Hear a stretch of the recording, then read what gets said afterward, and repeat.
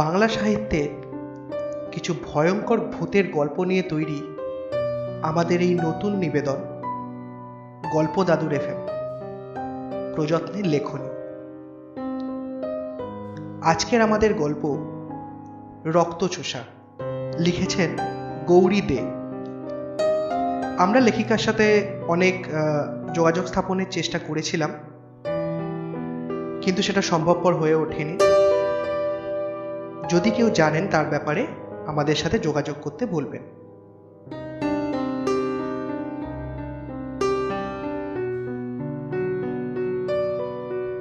শুরু হচ্ছে রক্তচোষা। ঘটনার আকস্মিকতায় একেবারে পাথর হয়ে গেল মালিনী। কতই বা বয়স ওর? এই তো 30-এ পা দিয়েছে। এরই মধ্যে হঠাৎ যেন সে বুড়িয়ে গেছে। সংসারে দাদাই ছিল তার সব। ছোট্ট বয়সে সে তার বাবা মাকে হারিয়েছে। তাদের কথা তার মনেও নেই। দাদাই তাকে এতদিন আগলে রেখেছিলেন। কিন্তু কি যে হলো! সেদিন রাত্রিরে একসঙ্গে খাওয়া দাওয়া করে শুতে গেল দুজন। মালিনীর ঘর প্রণবেশের ঘরের একটু দূরে। পরদিন ভোরবেলা বিনা চিৎকারে ঘুম ভাঙল মালিনী। বিনা তাদের কাজের লোক। ভোরবেলা দাদাবাবুকে চা দিতে গিয়ে সে দেখে ঘরের দরজা খোলা আর দাদাবাবু বিছানায় শুয়ে। তার সমস্ত শরীর রক্তহীন। চোখ দুটো যেন ঠেলে বেরিয়ে আসছে। ডাক্তার এলো, থানা পুলিশ এলো, সবশেষে পোস্টমর্টেম রিপোর্ট পড়ে থমকে গেল। প্রণবেশের গলার কাছে দুটো দাঁতের দাগ পাওয়া গেছে। কেউ যেন ওই দুটো ক্ষত দিয়ে শরীরের সমস্ত রক্ত টেনে নিয়েছে। মালিনীর ধারণা তাদের বিরাট সম্পত্তির লোভে কেউ দাদাকে হত্যা করেছে। এবার তার পালা। কেননা তারা দুজন ছাড়া আর তো কেউ নেই এই সম্পত্তি ভোগ করার। ভাই বোনে কেউই বিয়ে করেনি। ঠিক করেছিল তাদের মৃত্যুর পর সব দান করে যাবে ভালো কাজে। কি করেই বা জানবে মালিনী এমন পরিস্থিতির মুখোমুখি হতে হবে? ঠিক এই মুহূর্তে তার একজন অভিভাবক থাকলে ভালো হতো।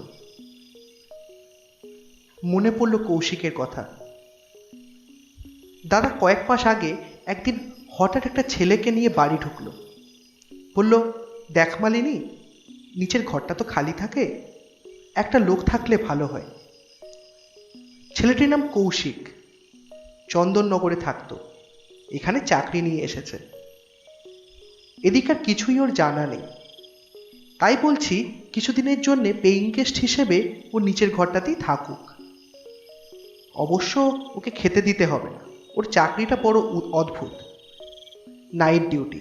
সারাদিন ও ঘুমোবে, রাত্রিরে বেরোবে, আবার ভোরবেলা ফিরে আসবে, কোনো ঝামেলা নেই।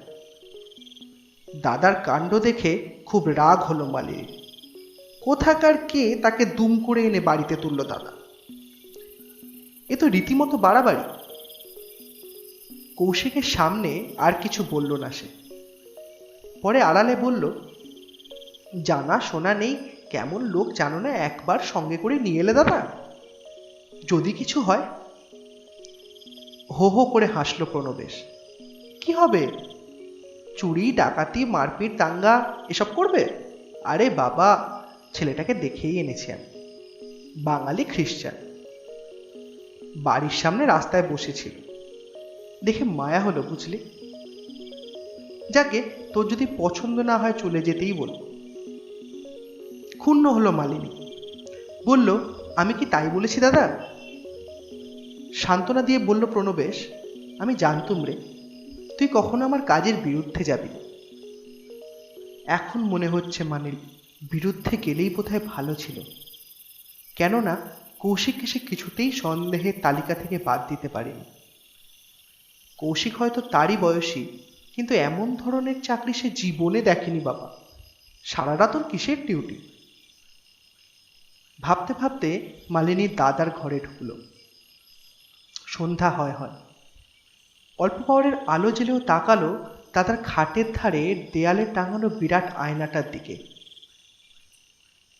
সঙ্গে সঙ্গে চমকে উঠে খাটটাকে ধরে ফেলল মালিনী। সেই আলো আঁধারে আয়নার গায়ে ফুটে উঠতে লাগলো একটা ছায়া।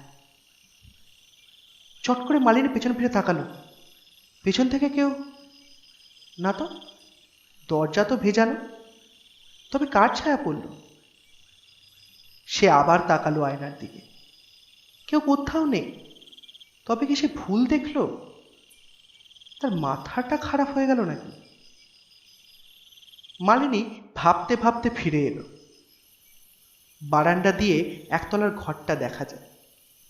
নিজের ঘরে ঢোকার মুখে মালিনী একবার তাকালো কৌশিকের ঘরের দিকে। এখনো অন্ধকার।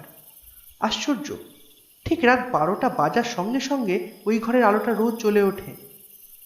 পরদিন সন্ধ্যেবেলা মালিনী দাদার কথাই ভাবছিল ওর ভবিষ্যতের কথা।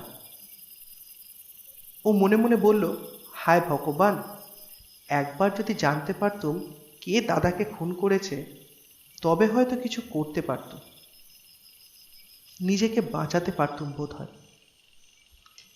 ঠিক সেই সময় মালিনীর হঠাৎ মনে হলো আগের দিনে দেখা ছায়া মূর্তিটার কথা।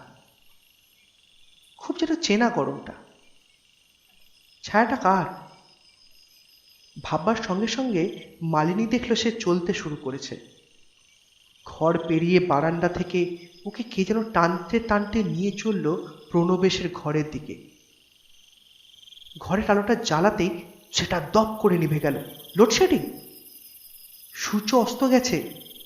অন্ধকার বেশ জাঁকিয়ে পড়েছে। বিনার নাম ধরে চেঁচিয়ে ডাকলো মালিনী। কারো সাড়া পেল না। কোথায় যে যায় সব? নিজের মনেই গজগজ করতে করতে বেরোতে গেল মালিনী। আশ্চর্য, তার নিজের বাড়ি, অথচ ঘরের দরজা খুঁজে পাচ্ছে না কেন? হাতড়াতে ওর হাতে কি একটা নরম মতো লাগলো। কে কে বলে চিৎকার করে উঠল মালিনী। বরফের মতো ঠান্ডা একটা মানুষের দেহ বলে মনে হলো তার। মালিনী আবার চিৎকার করে ডাকতে লাগলো বিনাকে। ঠিক সেই মুহূর্তে আলোটা ফের জ্বলে উঠল। মালিনী দেখল কৌশিক দরজার কাছে দাঁড়িয়ে। চমকে উঠল মালিনী। তুমি তুমি এখানে? কৌশিক বিনীত স্বরে বলল, আপনি চিৎকার করছিলেন, ভাবলাম ভয় পেয়েছেন তাই ছুটে এলুম। তুমি তুমি তো এ সময় ঘুমো। বিনা কোথায়? আজ আমার ছুটি। আপনার যদি দরকার থাকে আমি থাকতে পারি। কৌশিকের চোখ দুটো কেমন যেন। মালিনীর ভালো লাগলো না। বলল, না না বাবু, তুমি যাও, আমি ঠিক আছি।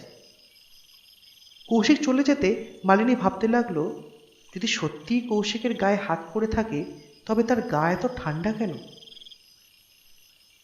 কি মনে হতে দরজায় খিল তুলে দিল মালিনী। তারপর আবার তাকালো আয়নাটার দিকে। একটা ভয় মেশানো প্রচণ্ড কৌতূহল তাকে পেয়ে বসল। এ ছায়ামূর্তি কার? কেনই বা আয়নায় সে দেখছে ছায়ামূর্তিটা ছুটে আসছে? সে যদি মৃত্যুদূত হয়, তবে তার মুখ দেখতে চায় সে। হঠাৎ সে একটা কাণ্ড করল। দাদার আলমারি থেকে ভাগবত গীতাটা বার করল, চেপে ধরল সেটা বুকের ওপর। তারপর আয়নার দিকে তাকিয়ে বলে উঠল, দাদা, দাদা, আমি বুঝতে পেরেছি, আয়নার মধ্যে তুমি যাকে দেখাতে চাইছো সে আমাকে হত্যা করতে চায়। তোমাকেও সে হত্যা করেছে। আমি তার মুখ দেখতে চাই। তুমি দেখাও, আমার বুকের ওপর গীতা আছে। মালিনীর আত্মবিশ্বাস হঠাৎ দৃঢ় হলো।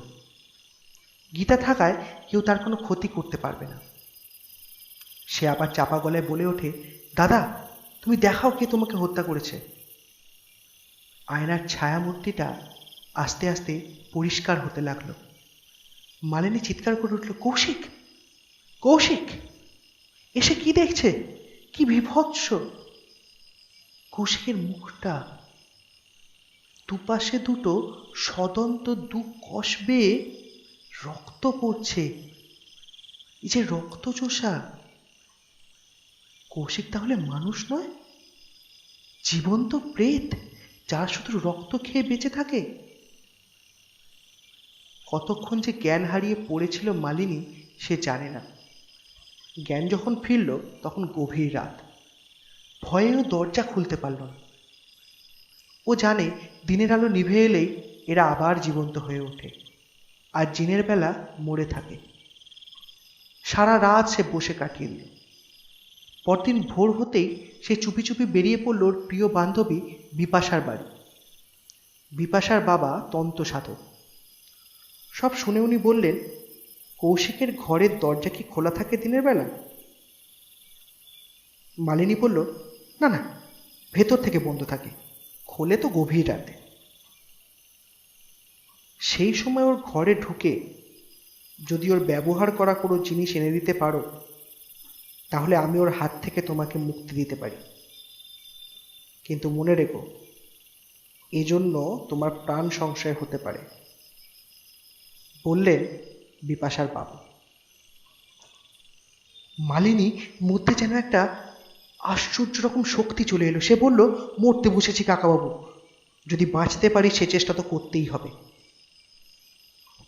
বিপাশার বাবা বললেন, তবে কাজটা কিন্তু খুব শক্ত।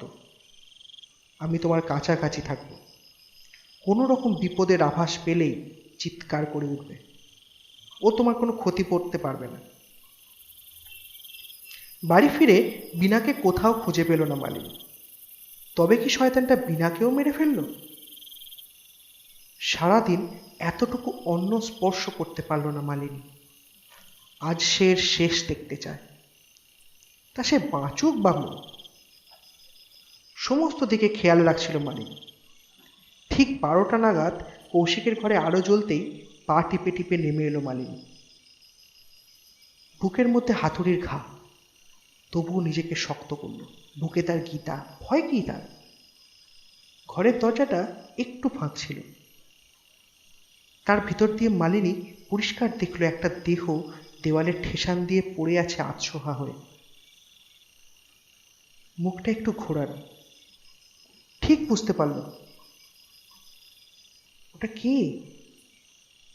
না, তবে চেহারা দেখে মনে হচ্ছে বিনা। ঠিক সেই মুহূর্তে কৌশিক পাশের ঘরে ঢুকল। টেবিলের ওপর শার্টটা সে খুলে রেখেছিল, ওই শার্টটাই হাঁটাতে হবে মালিনীকে। কৌশিক পাশের ঘরে, যে কোনো মুহূর্তে এসে পড়বে। টেবিলের কাছেই মৃতদেহটা পড়ে আছে। ভয়ে ঠক ঠক করে কাঁপছে মালিনী, কিন্তু উপায় নেই, এ তার জীবন মৃত্যু সংগ্রাম। মুহূর্ত দেরি না করে পা টিপে টেবিলের কাছে গেল মালিনী। চট করে শার্টটা টেনে নিল।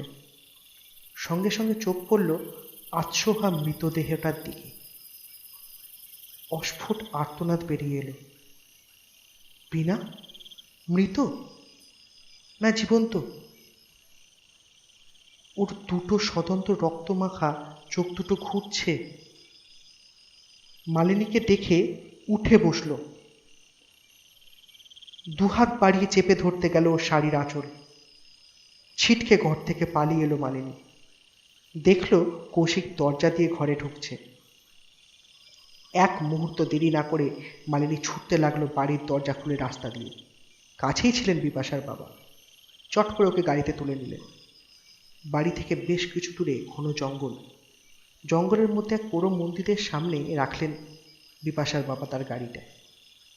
তার পরনে ছিল লাল চেলি, কপালে সিঁদুরের তিলক, গলায় রুদ্রাক্ষ। মালিনীকে বললেন, এসো। মালিনীকে নিয়ে তিনি ঢুকলেন মন্দিরের ভেতর। মালিনী দেখল মা কালীর মূর্তি, তার সামনে পূজার আসন, উপাচার সব করাই আছে। পাশে একটা মাটির পুতুলে রাখা। পুতুলটা প্রায় 1 হাত লম্বা। বিপাশার বাবা মালিনীর হাত থেকে কৌশিকের ব্যবহৃত শার্টটা নিয়ে তাড়াতাড়ি পুতুলটার গায়ে পরিয়ে দিলেন। তারপর আসনে বসে মন্ত্র পড়তে লাগলেন। মালিনী তো এখনো কাঁপছে। কৌশিক বিনাকে মেরে তাকে পিশাচ তৈরি করে রেখেছে। মালিনী পরিষ্কার দেখেছে বিনার দুদিকে দুটো দাঁত তীক্ষ্ণ হয়ে বেরিয়ে আছে। তার দাদার গলাতেও এমনই দুটো দাঁতের ক্ষত পাওয়া গিয়েছিল। কেউ তার রক্ত শুষে নিয়েছিল। তাহলে তো মালিনীরও ওই পরিণতিই হতো। ভাবতে গিয়ে গাটা শিউরে উঠল মালিনীর। আর সেই মুহূর্তে ও যা দেখলো তা বুক ফাটা আর্তনাদ হয়ে বেরিয়ে এলো কণ্ঠ দিয়ে। কাকাবাবু, কৌশিক! মালিনীর চিৎকার শুনে বিপাশার বাবা তাকিয়ে দেখলেন, যেখানে তার গাড়িটা রেখেছিলেন সেখানে দাঁড়িয়ে আছে কৌশিক আর বীণা। মালিনীর চিৎকারে ঘুরে দাঁড়ালো ওরা। ওদের মুখে ফুটে উঠল বীভৎস এক হাসি। মালিনীর চোখের সামনে সব ঘুরতে লাগলো। এই বুঝি অজ্ঞান হয়ে যাবে। ওরা এগিয়ে আসছে মন্দিরের দিকে। এগিয়ে আসছে বললে ভুল বলা হবে, যেন উড়ে আসছে, প্রায় মন্দিরের চাতাল ছুঁই ছুঁই। ঠিক তখনই বিপাশার বাবা মায়ের হাতের খাড়াটা খুলে নিয়ে পুতুলটার গলায় মারলেন এক কোপ। পুতুলের ধর থেকে গলাটা আলাদা হয়ে মায়ের কাছে পড়ল। সঙ্গে সঙ্গে কৌশিকের ধর থেকে গলাটা কেটে পড়ে গেল মাটিতে। কৌশিকের শক্তিতেই বীণা চালিত ছিল বলে সেই মুহূর্তে বীণার প্রাণহীন শরীরটা লুটিয়ে পড়ল মাটিতে। বিপাশার বাবা মন্তব্রত পুতুলটাকে নিয়ে মালিনীর হাত ধরে বেরিয়ে এলেন মন্দির থেকে। তারপর খানিক দূরে একটা ডোবার মধ্যে ওগুলো ছুঁড়ে ফেলে দিয়ে চললেন বাড়ির দিকে।